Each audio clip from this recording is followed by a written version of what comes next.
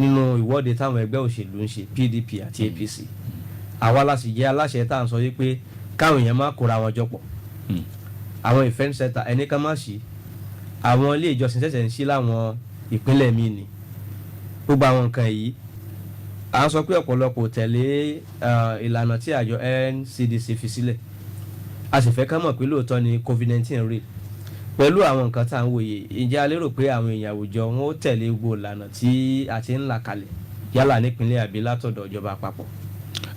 ṣe rí àwọn àgbàlagbà wọn máa sọ pé kí sòbíà tó dégbò olúgànbìlà kọ́kọ́ ké sí in tó wà nílẹ̀ lórí ọ̀rọ̀ COVID-19 ó ti dé agbọn in táwọn eléyìnbó máa ń pè ní individual responsibility. Okay. Ẹ̀mí ò láàrọ̀ kódà béèyàn lápájí gan yóò padà kú náà ni tó ẹ̀mí ò kọ́kọ́ láàrọ̀ náà níwọ̀n ìgbà tó jẹ́ wípé a ti gbọ́ oríṣiríṣi èèyàn tó ti pàdánù ẹ̀mí wọn nípasẹ̀ àìsàn kòró yìí oníkálukú ní dókọ bàbá àti màmá rẹ̀ jẹ́ o tí ìjọba bá sọ pé ìlànà tá a fílẹ̀ ni táwọn olórí bá kọ̀ tí wọ́n bá tún rìn tí wọ́n bá míì sẹ́mọ̀ ìmọ̀ràn tèmi ni wípé ẹni tóun bá lẹ́mí ara tiẹ̀ ló tọ́mọ̀ pé òun sì ní dáadáa sí inú ayé ó láwọn àpéjọpọ̀ kọ̀ọ̀kan téèyàn máa ń yẹra fún bébí tí ń bá yín sọ̀rọ̀ ibi tí ọba fẹ́ jẹ́ kó jẹ́ dandan gbọ̀n tán tó bá ti ń kọjá èèyàn 5-6 èmi ò ní jókòó bẹ́ẹ̀ o torí oníkálukú ló níbi tó ti gbé jáde wá ìyẹn lápá kan ìyẹn tí mo wá ń sọ ní ṣókí ń bẹ̀ náà ni wípé kíkálukú gangan alára fún rẹ̀ kó ṣe ń táwọn eléèbó ń pè ní individual responsibility kó ń fúnra rẹ̀ dáàbò bo ara rẹ̀ ibi yọ́gán à ń lọ òde òṣèlú ni à ń lọ òde kinní kan ni kì í ṣe ibi tó yẹ kéèyàn máa lọ lásìkò yìí in tó wà ń bẹ̀ ni wípé a lè ti torí kòró ká má ba ayé lọ torí wípé sáà àwọn tó ń ṣèjọba kò ní pẹ́ tán wọ́n sì ṣe ìpolongo ṣẹ́ẹ̀dẹ̀ mọ̀ bí ẹ̀rọ ayélujára ṣe pọ̀ tó níbí náà àwọn ibì kọ̀ọ̀kan sì wà tí ọwọ́jà rẹ̀ ò dé ṣùgbọ́n irú ìpolongo báyìí á tún rọ àwọn tó ń ṣe náà ni wípé kí wọ́n fọmọ nìyàn kí wọ́n fi ṣe kán mọ́ fẹ̀mí àwọn olólùfẹ́ wọn kán mọ́ fi wéwu ṣùgbọ́n káwọn olólùfẹ́ náà mọ̀ fúnra ara wọn wípé táwọn bá kú lónìí o ayé ò ní tìtorí ẹ̀ dúró gẹ́gẹ́ bí ọ̀rọ̀ wòlíì mi gàtí ó ní gbogbo gbé Monday sí Saturday àwa ń yàn ní ó parí ẹ̀jọ́ Sunday kíkálukú ṣe ara kó ṣe ààbò fún ara rẹ̀ lọ́nà tó tọ́ àtọ̀nà tó yẹ. ẹ̀yin ará ilé bẹ́ẹ̀ ṣe láǹfààní láti máa gbọ́ wa iná ni ẹ lórí ọ̀fẹ́ láti máa wò wá káàkiri àgbáyé lórí Facebook Lagelu FM pẹ̀lú Lagelu FM 96.7 lórí YouTube pẹ̀lú Lagelu FM 96.7 lórí Twitter àti lórí Instagram bá a ṣe ń gbé tó Jeka Joso láàárọ̀ òní ẹ jẹ́ ká wo nǹkan tí ó ń lọ báyìí nínú ìwé ìròyìn Tribune tó jáde lọ́jọ́bọ̀ ọ̀sẹ̀ tó kọjá yìí ìròyìn kan wà ń bẹ̀ wípé Nàìjíríà ó ná owó kan tó jẹ́ 791.5 billion naira láti sáfìsì gbèsè tá a jẹ àwa náwó kan tó jẹ́ 139.7 billion naira ìyẹn fún àwọn iṣẹ́ àkànṣe gbogbo ẹ̀ láàrin oṣù mẹ́ta péré ni. owó gbèsè wa fẹ́ owó gbèsè wa jẹ́ bí ìlọ́po lọ́nà 6 tàbí sáfìsì gbèsè ní Nàìjíríà láàrin oṣù mẹ́ta kì í ṣe pé a ti sanwó gbèsè yìí nítumọ̀ o à ń sáfìsì ẹ̀ ni o èlé owó orí ẹ̀ là ń san o. Kọ́mi Ṣẹ́gun Salam kó tó di pé màá lọ sọ́dọ̀ alàgbà Adétayọ̀ kí lẹ rí sọ̀rọ̀ yẹn. ẹ ṣe àtọkùn èmi náà bí ara mi Nigeria what a paradox nation orílẹ̀-èdè tó jẹ́ pé a kan wà bí aláìsí orílẹ̀-èdè tó jẹ́ pé tó bá ti dé ipò agbára lẹ́nu yìí kò di ọmọ akótí létí ẹ̀yin náà wo àwọn figures tẹ̀ kà sílẹ̀ nsìn owó tá a fi ń tánràn gbèsè ó wá pọ̀ ju owó tá a fi ń ṣe iṣẹ́ àkànṣe lọ irú orílẹ̀-èdè wo là ń lọ yìí báwo la ṣe ń bá Nàìjíríà lọ yìí and kíní yìí bó ṣe wà pẹ̀lú ìjọba àpapọ̀ ló wà ní ẹlẹ́kajẹ̀ka ìjọba o àwọn local government láàmú bóyá àwọn náà ní agbára àti lọ gba grant ọ gba loan ọ gba bond now gbèsè ní gbogbo àwọn láti 1999 sí èní yìí a gbọ́ pé láàrin 1999 sí 2007 bàbá Ọbásanjọ́ ń dọ̀bálẹ̀ kiri wípé kò fa ní debt relief nígbà tí àwọn sọ di debt cancellation now tá bá wo ayé ìjọba Yar'Adua sí ìjọba Buhari ń sìn iye tá a tún ti jẹ ní gbèsè external debt wa ó tún ti lọ sókè and kámọ̀tàn ara wájọ tábà ní wọ́n sáfìsì debt ó dàbí pé owó tó lé lórí ẹ̀ àwọn owó èlé tí wọ́n fẹ́ gbà nígbà tó yẹ pé àwọn kan gba owó kan tí wọ́n máa gbà ní Nàìjíríà owó aláfọwọ́sowọ́pọ̀ tó yẹ pé lọ́sọ̀ọ̀sẹ̀ ó ní etí wọ́n máa san lé owó tí wọ́n yá ó ní Nàìjíríà san ìjà àti bọ́ sí ojúlówó gbèsè gangan tá a jẹ. okay then àwọn owó tá à ń gbà ìkìlá fi ń ṣe sẹ́ẹ̀. Mr. Adetayo. yes. ṣé ẹ nígbàgbọ́ pé a lè develop ká pèsè n ta nílò síbẹ̀ láì ṣe pé a yáwó láti lọ kiri. ṣe rí nǹkan tó wà níbi ọ̀rọ̀ yẹn ó pẹ̀ka sí ọ̀nà tó pọ̀ ìdí tó fi pẹ̀ka ni wípé ní tòótọ́ èmi jẹ́ nìkan tó nígbàgbọ́ wípé ohun àlùmọ́ọ́nì tá a ní àtowó tó ń yọ lórí ẹ̀ ó yẹ kó tó wá ṣèjọba ṣe ń gbádùn mi ṣùgbọ́n oríṣiríṣi gbèsè tẹ̀ ń wò yìí àwọn kan ti wà ńlẹ̀ tó já jẹ́lẹ̀ nígbà ẹlòmíì náà tún dé òun náà ó tún mú mi yóò tún kàn mọ́ ṣe wá rí tó bá wà tiẹ̀ di dandan wípé a mọ̀ ya owó èmi ò rò pé nǹkan tó burú wà nù ká yáwó ṣùgbọ́n kárí tí wọ́n fowó yá yìí kárí tí wọ́n fi ṣe sọ̀rọ̀ mi yé yìí lórí gbogbo àwọn ìlú míì náà tá a máa fi ṣàmúyan gan-an àgbàlagbà ń gbèsè ni wọn o bí orílẹ̀-èdè Amẹ́ríkà bẹ́ẹ̀ bá sọ fún yín bọ́ bá tún sọ lẹ́gbẹ̀ẹ́ kejì náà pé olówó kan wà níbì kan lólówó jù nílẹ̀ adúláwọ̀ yìí lólówó jù lágbàáyé òun náà àgbàlagbà ń gbèsè ló náà lágbàáyé. èyí tẹ̀ sọ ni wípé ó bá fẹ́ ṣe dáadáa ó sì fẹ́ gbèsè. yóò yáwó ṣùgbọ́n kó fi owó yá òun kó fi ṣe nǹkan tó nítumọ̀ tó gbogbo ojú wa tí ó táwọn pé yín tá à ń fi wọ́n ní téèyàn bá ń rù tí ń gbẹ oyomọ tí ń fara ṣe o. ṣẹ́rí atọ́kùn tá a bá ní pé ká yá owó kò sí tó burú jù ní ká yáwó tá a bá fi Amẹ́ríkà hàn pé Amẹ́ríkà ń yáwó gbogbo èèyàn mọ̀ pé gbogbo àwọn nǹkan tí wọ́n need ó wà in place àìmọye owó ni wọ́n ti gbà ní Nàìjíríà yìí tá a mọ̀ ibi tó wọlé sí fún àpẹẹrẹ bóyá arọ ni bóòtọ́ ni irú ọ̀rọ̀ $16 billion tí wọ́n ní kó wọ́n ná sí orí electricity láàrin 1999 sí èmi títí wọ 2015 níbo ló wọlé sí n tá à ń sọ ni pé kèsì pé kó mọ̀ ìyá owó bẹ̀t gẹ́gẹ́ bí ẹnìkejì mi ṣe sọ ọ́n ó yẹ kó mọ tó ń fara ṣe àwọn tẹ́ ń pẹ́ ń gbà yìí ẹ lọ sáwọn ìpínlẹ̀ wa gangan káàkiri gbogbo Nàìjíríà gbogbo àwọn tí wọ́n ń gbà yìí ń sìn yìí láti ìbẹ̀rẹ̀ títí dé òpin kò sí ìta lè sọ pé òbí iye báyìí ni wọ́n fi owó yìí ṣe ni. Mr. Adetayo ìgbà tẹ́ ń sọ̀rọ̀ lẹ́ẹ̀kan ẹni pé tí ẹ máa fẹ́ ṣe dáadáa yẹn lè yáwó bí a sì ná síbi tó tọ́ mo rí nínú ìhùwàsí yín àti ìmọ̀sílára pé ẹ faramọ́ ìgbésẹ̀ Ọ̀yọ́ ń gbé lórí 100 billion bond. ṣe rí lórí bond ìpínlẹ̀ Ọ̀yọ́ ìbá sọ wípé ẹ má fi nù mí torí wípé mo mọ̀ ọ́ jẹ. báwo. bond ìpínlẹ̀ Ọ̀yọ́ ẹnìkan ò tí ìjọba ò tí ì bọ́ ta kí wọ́n ṣe àlàyé tó kún lórí ẹ̀ àkọ́kọ́ ni ẹ̀ẹ̀kejì ìjọba tó wà ń bẹ̀ ń sìn tá a bá wò ó láàrin ọdún kan àti díẹ̀ tán ti débẹ̀ wọ́n ti yá bíi a little above 40 billion 42.5 bíi 42.5 billion wọ́n ti yá tó fẹ́ 400 kún. now kí ni IGR Ọ̀yọ́ ìbéèrè tá a mọ̀ bèrè náà ni pé ǹjẹ́ IGR Ọ̀yọ́ state ǹjẹ́ ó gbé gbogbo ohun tí a fẹ́ tara bọ̀ kọ́rọ̀ wa mọ́ dàbí ọ̀rọ̀ Alhaji Raufu tán sọ wọ́n di bàbá Afusa lọ́sùn nígbà tó jẹ́ pé omi ti pọ̀ ju yẹ fún lọ.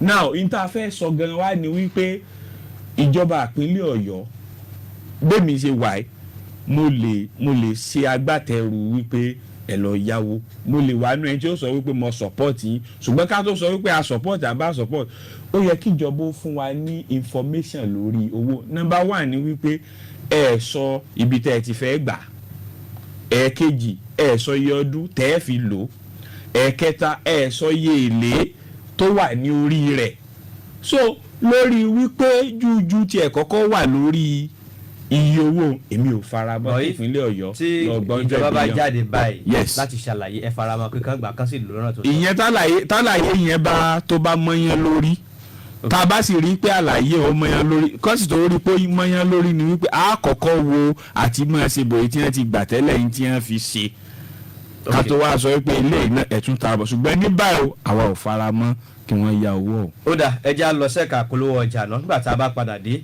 ààrẹ gbogbo ètò Jeka Joso níbẹ̀ lágúnlẹ̀ sí níbi tá a ti máa gbé Pastor Akinade Alamu wọlé sórí ètò láàárọ̀ yìí ẹ kú etí gbọ́. ẹgbẹ̀rún kìíní ẹgbẹ̀rún kejì ẹgbẹ̀rún kẹta ẹgbẹ̀rún kẹrin ó ti á dọ́dọ̀ wáyé ọ̀rẹ́ wa tó ti ilé epo kọ́ ilé ọ̀yẹ́ ni bídẹ́lì construction ló ṣe bẹ́ẹ̀ bídẹ́lì àbíkílẹ̀ dẹ̀ngbọ̀n pa ẹ̀ sọ̀mọ̀ pé gbogbo nǹkan ti di rọrùn ayé òfòpò kankéré mọ́ ẹ̀ẹ́dẹ́gbẹ̀ta masínì tí ń pòkúta iyanrìn àti sẹ́mẹ́ǹtì papọ̀ tí sẹ́ọ̀sì yìí mẹ́ra wọn bí mọ́nà wà ní bídẹ́lì construction kó wọlé bọ́ọ̀lù wọn ṣe wá dòwò fún nígbà tí mo ṣe bíríkìlà dẹ̀ǹdà ọ̀tá ẹgbẹ̀rún kan náírà ti ń dúró lórí masínì kan tọ́ba sálátọ̀nà gbígbà rẹ̀ lọ́dọ̀ bídẹ́lì ọwọ́ á ní ṣe pẹ̀lú iye masínì tábàgbà láti pàṣẹ rẹ̀ nítorí o ó túmọ̀ sí pé tí wọ́n bá gba gbogbo 500 láti pàṣẹ mi àfẹ̀mí ló ń dúró mi. iṣẹ́ yá. gbogbo kọ́lékọ́lé àgbàlẹ́kọ́ àtẹnudọ́lọ́wọ́ concrete mixing machine bídẹ́lì construction ti kọ́ ọlọ́pọ̀ yanturu fún gbígbà lọ́wọ́ gbẹ̀rẹ̀tẹ̀ ìbámbẹ́rẹ́ mi wípé bídẹ́lì construction kájú ẹ̀ láti gbọ́ kalẹ̀ fún ìkéwà kẹsì iṣẹ́ kẹsì wọn lọ́pọ̀pọ̀nà high court ring road Ìbàdàn 08180702938 bídẹ́lì construction wọn kì í jáde kulẹ̀.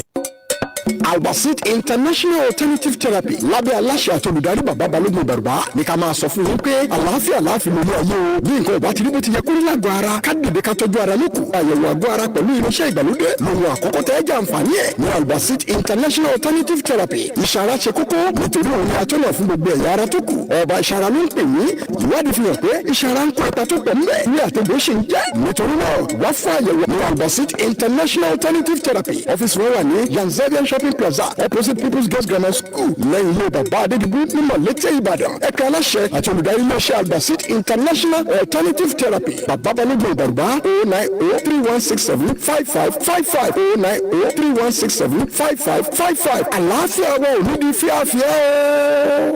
Bàbá Ṣẹ́gàndó ń pè wá bọ̀ lórí òkè òkú. Ṣèjìrè ní Ìbàdàn tí àdúrà ti ń gbà.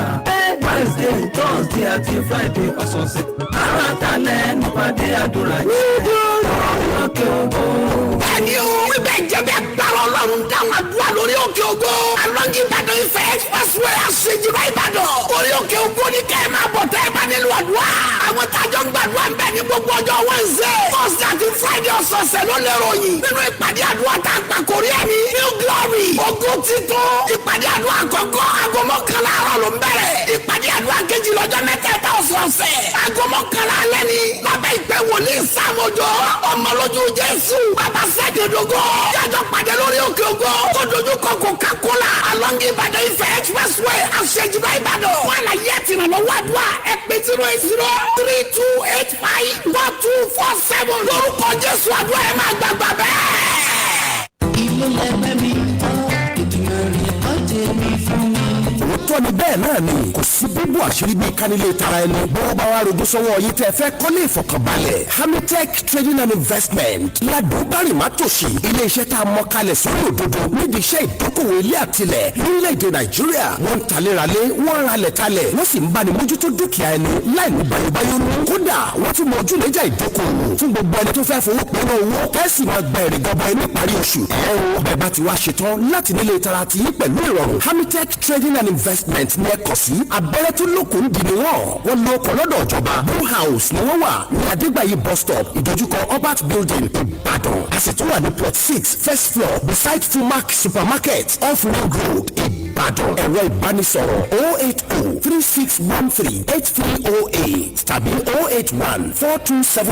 08142780649 Hamitech Trading and Investment àṣeyọrí ọmọnìyàn ló jẹ́ wá lógún. Bàbá 72 hours. iṣẹ́ ni wáyà ara. gbogbo tí ń dátọ́ lẹ́nu. ìṣúná lọ́wọ́ gojú pìlì mẹ́ta parọ́. bá a bá ń ta kébé tí ò dán lẹ́nu. ìṣọ́ra ló dúró déédéé tí ò yẹgẹrẹ. torí pé kékeré kọ́ níṣẹ́ ìṣọ́ nínú ara. àbájọ tí wọ́n fi ní ìṣọ́ ni wáyà ara. bàbá lòmẹ̀ ló sọ bẹ́ẹ̀. ká lè bá wà lálàáfíà nígbàkúùgbà. dandan ni ká ṣàmójútó ìṣọ́ ara wa. ṣe é mọ̀ pé ṣe ní gbómi gbẹ́jẹ̀rọ kiri ara. bójúmọ́ mọ́lẹ̀ kedere. tọpọlọ ṣiṣẹ́ pípé iṣẹ́ ìṣọ́ ara ni. ṣe é mọ̀ pé ìlera lọ́rọ̀ àlàáfíà pípé la fi ń ṣe ilé ayé. ẹ má wòra yín ràn. bàbá lòmẹ̀ ìṣọ́ ni wáyà ara.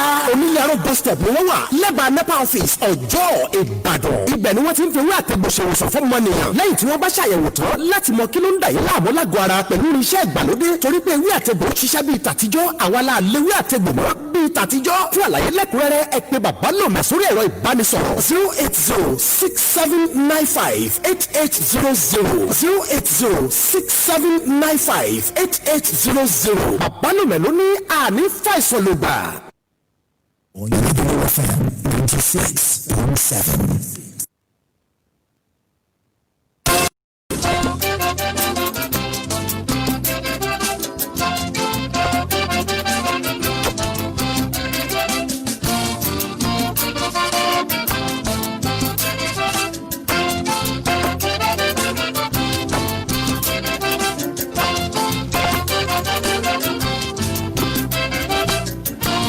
ẹ káàbọ̀ padà sórí ètò Jeka Joso fún tòní. bẹ́ẹ̀ ṣe láǹfààní láti máa gbọ́ wa ilẹ̀ lórí ọ̀fẹ́ àti òwá kétékété yẹn lórí ètò láàárọ̀ yìí.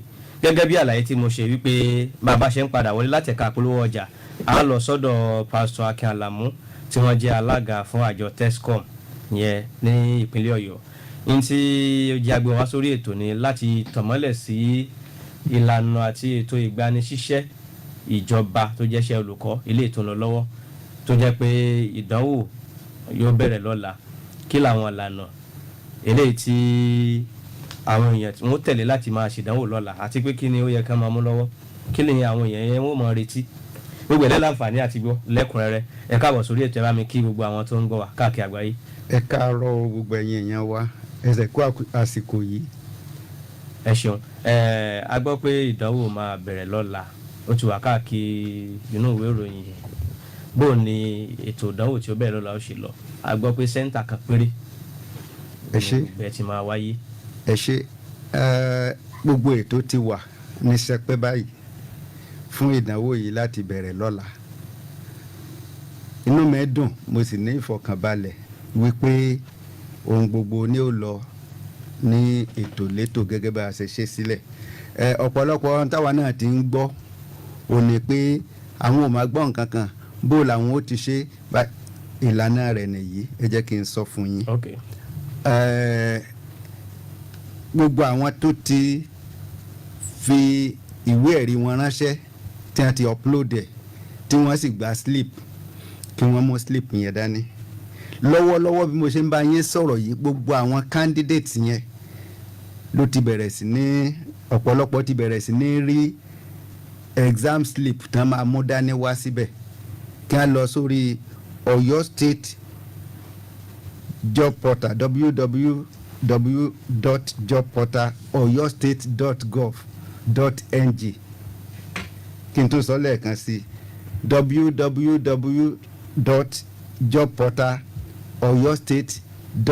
www.jobportal.oyostate.gov.ng tán bá ti lọ síbẹ̀ kí wọ́n kílíkì orúkọ wọn wọ́n á rí slip kí wọ́n print out kí wọ́n mú dání. ó ti sọ àsìkò, ó ti sọ hall tí wọ́n ó ti ṣe, ó dẹ̀ ti sọ pé job subject wọn fúnra wọn wọ́n ti choose ẹ̀. so ní ìrọ̀lẹ́ àná wà lọ́fíìsì títí di alẹ́ a sì ti rí i pé wọ́n ti post ẹ̀ sí everybody bí mo ṣe ń bá yẹn sọ̀rọ̀ yìí. so nǹkan mẹ́ta la fẹ́ kí wọ́n mú dání. slip tí wọ́n gbà nígbà tí wọ́n lọ upload. ẹlẹ́kejì email, wọ́n tún send email sí gbogbo ènìyàn, a send email sí gbogbo àwọn candidate yìí. ẹlẹ́kẹta ni exam slip níbi tó jẹ́ pé àsìkò tí ó wà ń bẹ̀, ọjọ́ tí ó wà ń bẹ̀, subject rẹ̀ tí ó wà ń bẹ̀. tó bá dé nínú slip yẹn, exam slip yẹn, hall mẹ́ta la fẹ́ lò ń bẹ̀. hall yẹn tún ti wà lórí kíní rẹ̀ fún ẹnikẹ́ni tó bá lọ print. University of Ibadan Distant Learning Center. There are 3 halls of 500 each. 1,500 in capacity, all hall meteta. Okay. So although we are not maximizing it because of the COVID protocol, nítorí ètò mọ́fara yíra tó wà ń ta àyà wà láàrin wọn. So eléyìí a sì máa ṣe fún bí ìgbà 6 sí 7 lọ́jọ́ kan. Ṣé mo pé subject ẹnìkọ̀ọ̀kan kò ju 1 hour lọ. Okay. So báwọn kan bá ti ṣe time ti wà lórí sleep wọn tí wọn ó mú dání. ẹni tó bá ti parí ẹ̀ kó lọ ẹ̀wọ̀n ẹlòmíì ó tún wọlé wá ó dé díẹ̀ ní wákàtí kan ni ṣùgbọ́n ààyè díẹ̀ wà láàrin ẹ̀ ńlá fi fẹ́ ṣe láti aago 7 àárọ̀ títí di aago 6 ìrọ̀lẹ́. Ṣé mọ̀ pé a lè ṣe bí ráǹdì 6 sí 7. Okay. So n ti yan láti mú ká má mú fóònù dání o kí wọ́n má gbé báàgì dání o. Okay. Kí wọ́n sì wọ face mask. Tí ò bá wọ face mask ẹ̀ tí ò bójú kó bomú kò ní wọlé o. Kó má dẹ̀ gbé ẹrù kankan báàgì kankan dání àti fóònù kó má di pé wọ́n jí lọ.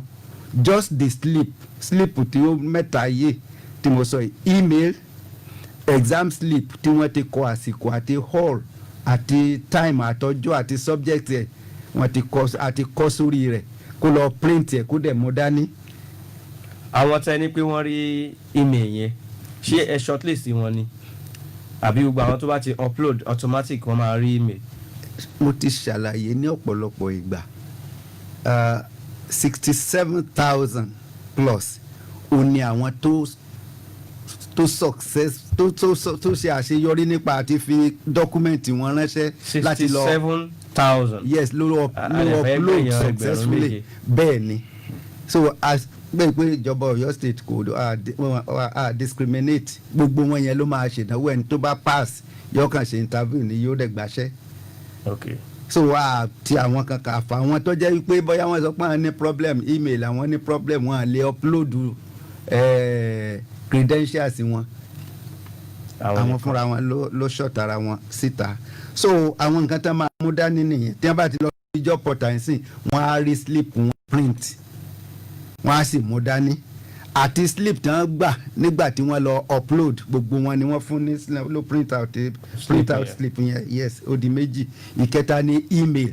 Okay. So ẹlòmíì máa ń ní wàhálà lórí email ẹ̀ pé kò sí but tó bá ti rí exam slip àti print out nígbà tó upload so tó bá rí kẹta máa bọ̀ wàá ṣèdánwò. Tí ò bá rí kẹta. Tí ò bá rí tó bá pé bóyá email ẹ̀ ní problem. Okay. So kó máa bọ̀ but àwọn tó bá rí mẹ́tẹ̀ẹ̀ta náà kí wọ́n kó dání wá. Okay.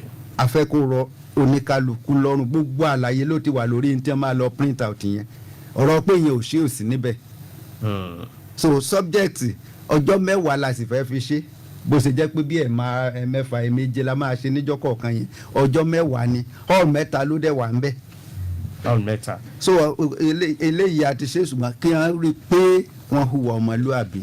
Ok, nítorí àkókò wa ọ̀pọ̀lọpọ̀ àwọn tọrọ yìí kàn gbọ̀ngbọ̀ngbọ̀n wọn ń gbọ́ wa lọ́wọ́ báyìí mi fẹ́ kó jẹ́ pé èmi ni mo jẹ́ ọ̀sẹ̀ bọ̀kẹ́bọ̀jẹ́ mo fẹ́ káwọn tọrọ yìí kàn gan kán pè wọlé kán lè bá a sọ àwọn nǹkan tí wọ́n ń dojú kọ ṣùgbọ́n mo fẹ́ ká tajà ná nígbà tá a bá délé ká polówó ọjà ètò yìí ètò àtàpè ń jẹ́ Ká Jọsọ ó ń tẹ̀wájú.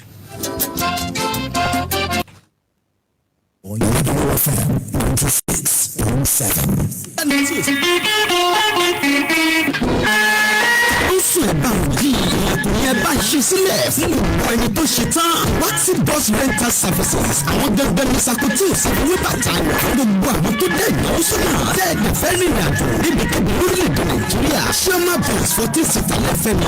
Tọ̀yẹ́ tó ń kù àbí coaster bus oní 32 seaters with full air condition. Ó dẹ̀ ṣe sẹ́nà bus ni. Gbogbo ẹni tẹ́ẹ̀dẹ̀ ìnáwó sọ́nà. Tẹ́ẹ̀dẹ̀ fẹ́ rìnrìn àjò pẹ̀lú àwọn dírẹ́fà àti gbẹ́nusí òsì fún wọn. Waxy Bus Rental Services ó ń dandan ní yes. Àwọn ní àdójúkọ dèrò fásitì ring road Ìbàdàn. Oríṣiríṣi ìrìn àjò lọ́wọ́ tẹ́ ẹ bá fẹ́ rìn. Ẹ tètè dámọ̀ fún irú ọkọ̀ tẹ́ ẹ bá fẹ́. Ẹ tètè pè wá sórí ẹ̀rọ ìbánisọ̀rọ̀ yìí 09074706337. Ẹ̀ẹ́dẹ̀sí 09074706337. Waxy Bus Rental Services àwa ni yes fún ìrìn àjò ọ̀hún.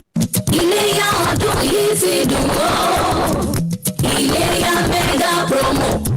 Pastor Homes and Properties nìkan ló ṣe é fún gbogbo èèyàn. Iléyá mega promo ti bẹ̀rẹ̀ nílé iṣẹ́ Pastor Homes and Properties. Owó bẹ́ẹ̀ 20,000 naira tó bá san báyìí tí wàá máa san yòókù díẹ̀díẹ̀. Lẹ́sẹ̀kẹsẹ̀ báyìí la máa fa ilẹ̀ rẹ lé ẹ lọ́wọ́. Pẹ̀lú survey plan lẹ́kọ̀ọ́ bí ọ̀fẹ́. Anílẹ̀ rẹpẹtẹ nílò lọ́nà ìrúwà. Bẹ́ẹ̀ni ni mo lára rẹ ní Mọ́níyà lọ́nà Ìsẹ́yìn. Àtẹlẹ́ ìjọba lẹ́yìn IITA. Wàdójú kọ́rẹ́lù wẹ́láì ní Mọ́níyà.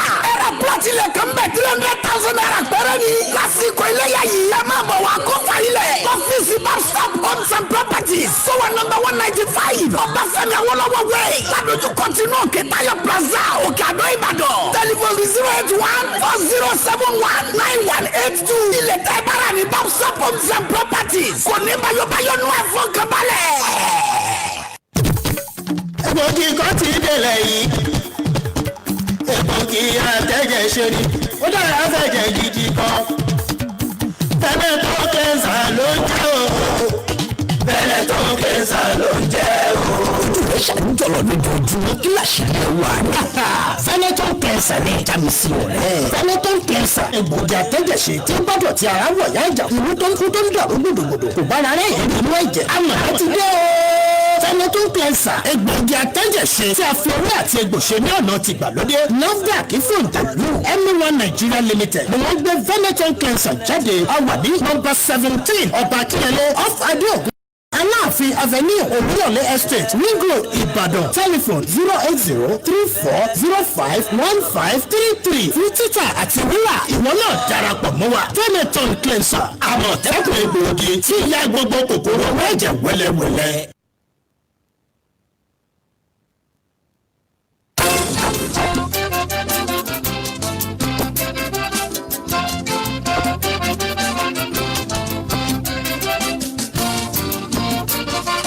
ẹ káàbọ̀ padà ètò yín ètò wa Jeka Joso ó ń tẹ̀wájú ìkànnì Lagelu FM òkè gájú òkè lẹ́tí ń gbọ́ wa káàkiri àgbáyé bẹ́ẹ̀ ṣe láǹfààní àti máa gbọ́ wa náà lẹ́ láǹfààní àti wò wá lórí Facebook wa bẹ́ẹ̀ bá ṣe ń wò ẹ máa share rẹ̀ fáwọn èèyàn káàkiri kẹ́sì fẹ́rẹ̀ ẹ̀yin tí ẹ bá ní ìpèníjà kan tàbó mi pàápàá jùlọ lórí ètò ìgbanisíṣẹ́ eléyìí tí àjọ Tescom ṣe lọ́wọ́ nípínlẹ̀ Ọ̀yọ́ ẹ lórí ọ̀fẹ́ láti pè báyìí kẹ́ ẹ bèrè ń tó rú yín lójú lọ́wọ́ alága. Hello. Hello, ẹ káàárọ̀. Ẹ káàárọ̀. Ojú òpó yẹn ò já dáadáa. Nọ́mbà tẹ́ fi pè wọlé 09023699664 09023699664. Hello. Hello, ẹ káàárọ̀. Ẹ káàárọ̀. Orúkọ mi ni Ọmọkáyọ̀dé Lákàdíṣọlá. Ok, Lákàdíṣọlá. Bẹ́ẹ̀ni, ẹgbẹ́ ìlú pé àwa tí a jẹ́ non-teaching wọ́n tó yàn ọ̀pọ̀ nípa non-teaching náà. Ẹ̀yin tí ẹ jẹ́ non-teaching ẹ gbọ́ nǹkan pa tí. Bẹ́ẹ̀ni, ok. nígbà náà máa exam ni àbí nígbà òní ti wá máa. Ok, ok. Ẹ ṣe ìpele mẹ́ta ní ìgbà yẹn ṣiṣẹ́ yìí àwọn tó ti ń ṣiṣẹ́ tí wọ́n ṣe teacher tí wọ́n náà ti ní certificate tán náà fẹ́ di olùkọ́ so a ti ṣe tí wọ́n a ṣèdánwò fún àwọn náà a dẹ̀ ti ṣe interview fún wọn ìyẹn ti parí ìgbésẹ̀ kejì ní ti àwọn olùkọ́ àwọn tó fẹ́ gbaṣẹ́ olùkọ́ òun la fẹ́ ṣe báyìí tí ẹ̀yin tí ẹ̀ kì í ṣe olùkọ́ non-teaching nígbà tá a bá ṣe tàwọn olùkọ́ yìí tán a bọ̀ sórí tiyín náà láìpẹ́. ok ẹ já gba ìpínlẹ̀ láti ilẹ̀ òkèèrè. Hello. Hello, àbọ̀rọ̀. Ẹ káàárọ̀. Ẹ káàárọ̀. Ẹ kú ojúmọ́ láyọ̀. Yes ma. Mo kí ìgbà tó wà ń bẹ̀rẹ̀ ṣe o, ẹ kú ìdíje o, ọlọ́run máa gbé wa gbà. Mo ń pọ̀jù láti UK. Ẹgbẹ́ mo ní ìbéèrè fún àwọn tó wá láti education department fún nínú ìjáàmù àwọn ọmọ wa. Lákọ̀ọ́kọ́, adúpẹ́ lọ́wọ́ yín pé kò sí ẹ̀ka àwọn yẹn. Nǹkan tí mo kàn fẹ́ bèèrè ni pé ìgbà tẹ́ni kọ́ máa mú nǹkan kan dání. Àwọn materials tó máa lò láti ṣe exam yẹn, ṣé government ló máa provide it? That is one. Okay. Second, ẹ sọ pé every hour wọ́n máa fi ṣe exam yẹn. Bẹ́ẹ̀ ṣètò wà nílẹ̀ pé tí àwọn ọmọ yẹn bá jáde láti make sure pé that room is secure for another student to come in. So understand because like here na mako to me just brief example. The time we have no ṣeré níta because they got 3 times to play outside. So wọ́n máa fi dé padà àti sanitize gbogbo table wọn gbogbo chairs everything we call it D10 yẹn la máa fi clear everywhere ìlú káwọn ọmọ yẹn tó wọlé so àwọn ọmọ tó máa ṣe exam ní kókó mọ̀ pé they come in dozen mo mọ̀ pé máa separate wọn but tó ń bá kúrò fún another person láti wá kí ni nǹkan tó prepare láti sanitize ibẹ̀ yẹn káwọn ọmọ mi tó wọlé ẹ̀ máa bí tó bọ̀ God bless you. ok ìdánwò yẹn lálẹ́ ọ̀kan náà CBT ni kọ̀ǹpútà ni wọ́n á fi ṣe mọ́ mi dáhùn sí. ẹ ṣe wọn nílò láti mú ohunkóhun dání nítorí pé kọ̀ǹpútà tí wọ́n á lò wà ń bẹ̀ a kàn jókòó sí di kọ̀ǹpútà wọn á dẹ̀ rí questions yẹn á dẹ̀ dáhùn rẹ̀ so kò nídìí láti mú nǹkan kan dání ìwé kankan so ìdàkejì ni wípé wàá rí i pé mo sọ wípé COVID-19 protocol á láti observe then a dẹ̀ rí i pé ilé yàrá tá a fẹ́ lò yẹn hall yẹn kì í ṣe to the capacity half ni tẹ́nìkan bá jókòó ààyè kan wà tí wọ́n tẹ́nìkan kan ò ní lò gap á wà láàrin wọn then kí wọ́n tó wọlé wọn láti fọ ọwọ́ wọn láti sanitize ọwọ́ wọn tán bá tún jáde náà bákan náà náà máa ṣe so gbogbo ètò yìí láti ṣe sílẹ̀ láti rí i pé ohun gbogbo lọ déédéé wọn ò nílò láti mú ohunkóhun dání. wọn lóò láti mú nǹkan kan wá. láti mú nǹkan kan wá bọ́tẹ́ jẹ́ kí n ṣàlàyé eléyìí fún wa ó bẹ̀rẹ̀ lọ́la ọjọ́ 10 la fi máa ṣe ọjọ́ àkọ́kọ́ tó bá ti bẹ̀rẹ̀ lọ́la báyìí títí di 15th ọjọ́ 5 nìyẹn ní ọjọ́ Sunday tó jẹ́ 16th a ní ṣe so tó bá tún di Monday 17th to 21 a máa ṣe láàrin 11 sí 21 Sunday kan náà tó wà láàrin rẹ̀ ó ní àfi ní ṣe. fún àwọn tó fẹ́ ṣèdánwò yẹn. fún àwọn tó fẹ́ ṣèdánwò yẹn. ṣé ìdánwò tí ó ń kálukú ṣe ìkànkan náà ni kí ni ká máa ronú nípa ẹ̀ ṣé iṣẹ́ tí iṣẹ́ tó ń kálukú tó ń wí tó ti yé mi ṣẹ́rí ìbéèrè yẹn ó pín sí bí oríṣi 5 general English wà ń bẹ̀ general mathematics wà ń bẹ̀ current affairs wà ń bẹ̀ methodology in teaching ó wà ń bẹ̀ and the core subject tó ń gan fẹ́ sọ pé ló ń fẹ́ lọ kọ́ ọmọ so ó wà ń bẹ̀ èyí tó fẹ́ lọ kọ́ ọmọ fúnra rẹ̀ yẹn ló ní máàkì tó ga jù nítorí pé wọ́n tó sọ pé òun mà tó ń fẹ́ lọ kọ́ àwọn ọmọ wa nìyẹn ṣùgbọ́n a tún rí i pé wọ́n dáhùn béèrè díẹ̀díẹ̀ lórí àwọn nǹkan tí mo sọ yẹn. ok ẹ ṣe ẹ̀yin tí ẹ ń gbọ́ wa lọ́wọ́lọ́wọ́ báyìí ìdáhùn nìyẹn ní tẹ́ ẹ̀ máa gbáradì fún ìdánwò tí ó bẹ̀rẹ̀ lọ́la ẹ jẹ́ àgbà ìpínlẹ̀ láti lé hello. ẹ káàárọ̀. ẹ káàárọ̀ máa wọ. láti Òkè Bọ́lá nìbàdàn. à ń gbọ́ yín. ẹ gbà mo fẹ́ béèrè lórí àwọn tá a ṣe special education ni a rí síìpì kankan sí tóòtù. ẹ̀yin tẹ́ ṣe. special education. ok kí lẹ rí. a rí pé a rí síìpì kankan print out CBT print out ẹ. ok ẹ jẹ́ kí alága dá yín lò. lórí nǹkan tó sọ yẹn gbogbo ẹni tó lọ sí website ní àkókò tí a sọ wípé kí wọ́n lọ upload credentials wọn àwọn tí ò bá rí subject wọn wọ́n bi wọ́n léèrè nítorí àwọn èèyàn wà bí 8 lines la ní tí àwọn èèyàn fi ń béèrè ìbéèrè tí ò bá rí subject yẹ wọ́n á tún fún un ní choice wípé choose òmíràn nítorí kì í ṣe gbogbo ẹ̀ la gbé sórí rẹ̀ nígbà yẹn tó bá subject tó choose nígbà yẹn ló máa lọ fi ṣe ìdánwò yìí wọn à dá ẹnikẹ́ni padà nítorí bóyá fine art ò sí ń bẹ̀ o ó sọ subject tó fẹ́ lọ ṣe ó sì láti lọ rèé ṣe ìdánwò yẹn nígbà tó bá wá di àsìkò interview yes n tó tún jọ mọ́ ó ní pé àwọn tó dàbí ẹni pé wọ́n ní challenges bóyá bíi abirùn tí wọ́n tàn náà kọ ìwé pé àwọn fẹ́ gba iṣẹ́ yes àwọn àkàndá tó fẹ́ gba iṣẹ́ ètò wà fún wa àfẹ́ kó àwọn èèyàn wí lọ sí àárín àwùjọ tí wọ́n máa ṣèdánwò interview nìkan la máa ṣe fún àwọn pẹ̀lú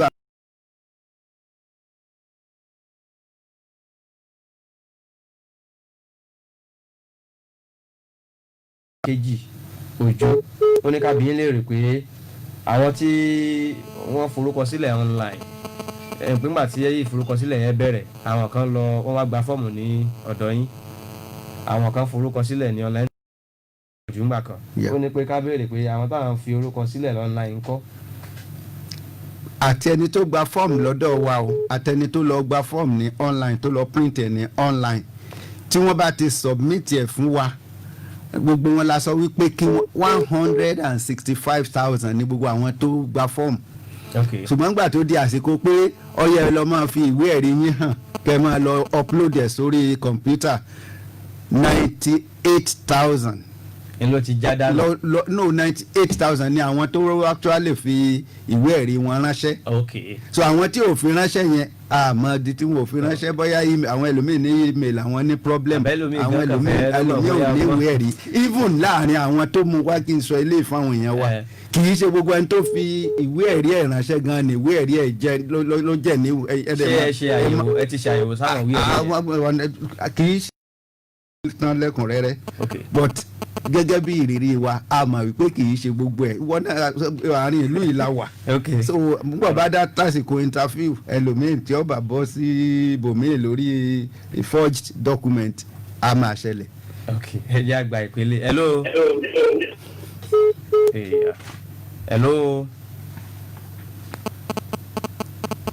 ẹ ti wọlé. hello ẹ káàárọ̀. orúkọ mi ni Òtósùn láti Ògbèrè. láti Ògbèrè. bẹ́ẹ̀ni. à ń gbọ́ yín. a fẹ́ béèrè yìí pé àwọn ní kí ni wọ́n upload gbà yẹn kí ni fíìtì tiwọn ṣé káwọn náà sì yọjú sí Tescom.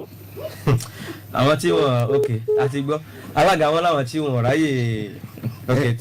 òótọ́ ọ̀rọ̀ máa ń ṣòro sọ nígbà tí èèyàn a ní kí wọ́n mú ìwé ẹ̀rí wọn tí wọn ò rí fi ránṣẹ́ kò sí tí a lè ṣe sí yẹn mọ́ wọn ìgbà míì ni torí wípé láì rí ọkọ̀ a lè lọ sékòó àwọn yẹn àmọ̀dí tí wọn ò fi lè fi ìwé ẹ̀rí wọn ránṣẹ́ but mo sọ fún yín wípé 88,000 ó lé ipò ti pọ̀.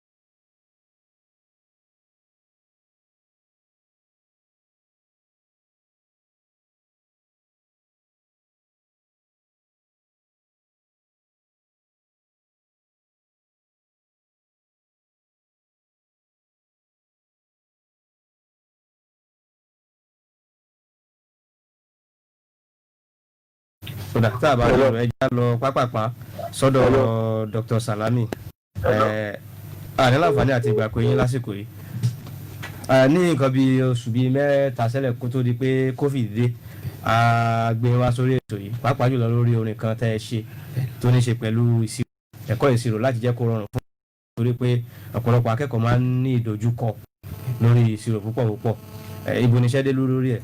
ẹ ṣe a fẹ́ kó o jáde ní on the 20 March tẹ́lẹ̀tẹ́lẹ̀ ṣùgbọ́n COVID-19 àti ASUU strike kò jẹ́ ká ṣe mọ́ nígbà tá a wá ti rí i pé a lè ṣe lọ́ńṣì yẹn nsìn yunifásitì gbà láti officially release ẹ̀ síta ní on the 27 August 2020 ni a máa release ẹ̀ ní orí rédíò wa ní University of Ibadan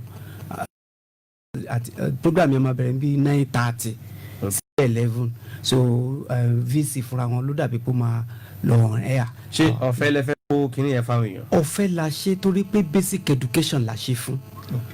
ọ̀fẹ́ la ṣe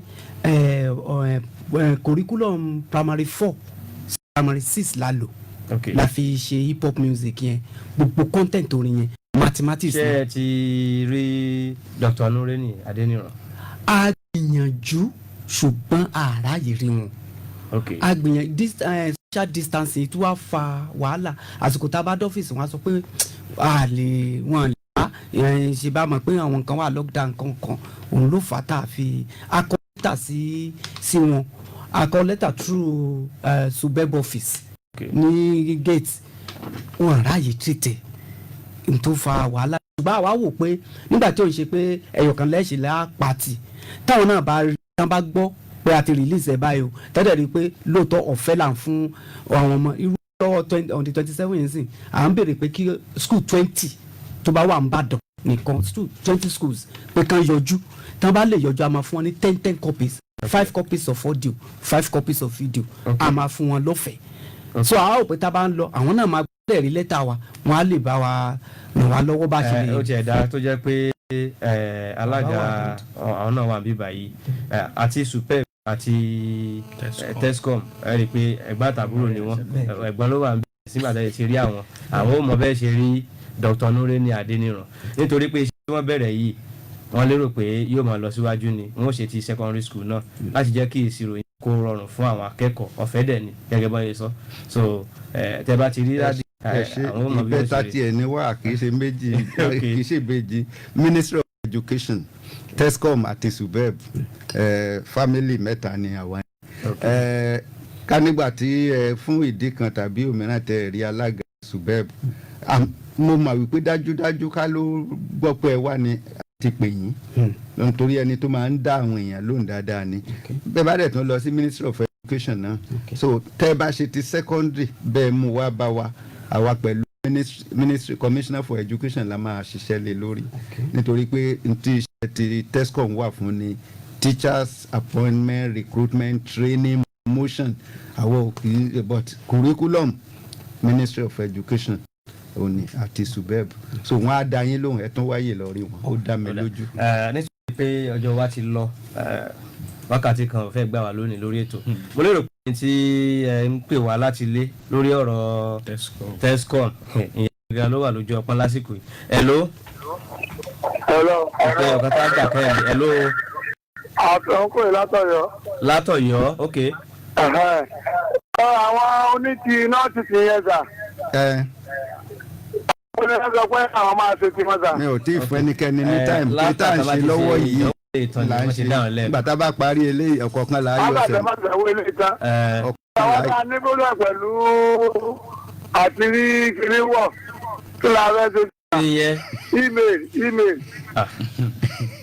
ṣé ẹ̀ ní email tẹ́lẹ̀ ni. àṣẹ ó kún gbàdá gba kí ni rí. ok tó dà bóyá kẹ́ ẹ lọ sí wẹ́bsáìtì wọn gẹ́gẹ́ bá yẹ sọ ẹ bá mi fi wẹ́bsáìtì yín ta lẹ́ẹ̀kan sí ká tún lọ bẹ̀ nítorí.